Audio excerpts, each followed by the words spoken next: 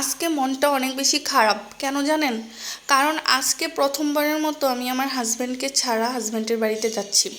তো যদিও আমার যাওয়ার ইচ্ছা ছিল না, কিন্তু আমার ননদ আমাকে অনেক রিকোয়েস্ট করতেছিল যাওয়ার জন্য। তো ননদের রিকোয়েস্ট তো আর ফেলতে পারি না, তাই ভাবলাম যে ঠিক আছে যাই। তো আমি এই ড্রেসটা নামিয়ে নিলাম, ভাবছিলাম যে এটা পরে যাব, পরে আমি আবার আরেকটা ড্রেস মানে এটা চেঞ্জ করে আরেকটা ড্রেস নিয়েছিলাম। আর এখানে আমার যে স্কিন কেয়ার প্রোডাক্টসগুলো এগুলো নিয়ে নিচ্ছি।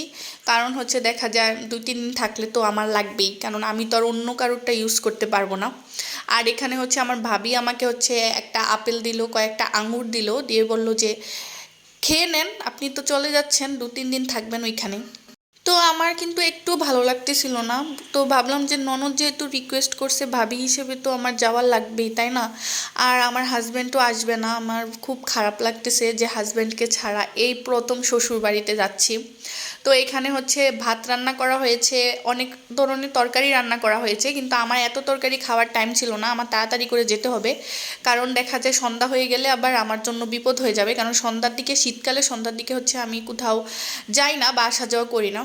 তো এখানে আমি সুন্দর করে ঝুরা মাছ দিয়ে ভাত খেয়ে নিচ্ছি। এই ঝুরা মাছ ভাজিটা আমার অনেক বেশি পছন্দ। তো এখন আমি চলে যাচ্ছি শ্বশুরবাড়িতে। আমার মনটা খুবই খারাপ ছিল, অনেক বুকে অনেক কষ্ট নিয়ে, মন ভরা মানে কি বলবো, মন ভরা কষ্ট নিয়ে আমি যাচ্ছি শ্বশুরবাড়িতে।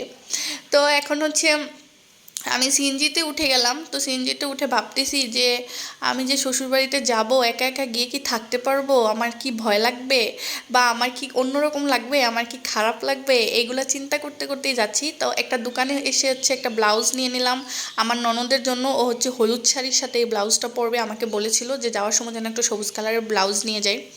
তারপর আমি অটোতে উঠে বসে ভাবতেছি যে আচ্ছা আমি যে যাচ্ছি, আমার তো থাকতে আবার কষ্ট হবে না নাকি? না মানে অন্যরকম লাগতেছে আর কি, যে প্রথম শ্বশুরবাড়িতে যাচ্ছি হাজব্যান্ডকে ছাড়া।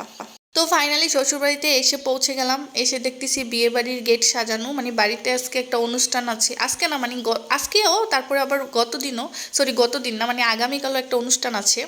তো মূলত এই অনুষ্ঠানে অ্যাটেন্ড করার জন্যই আসছিলাম। তারপরে বাসায় এসে সুন্দর করে একটা পেঁপে খেয়ে নিলাম। পেঁপে খেতে খেতে বিদায় নিয়ে নিচ্ছি।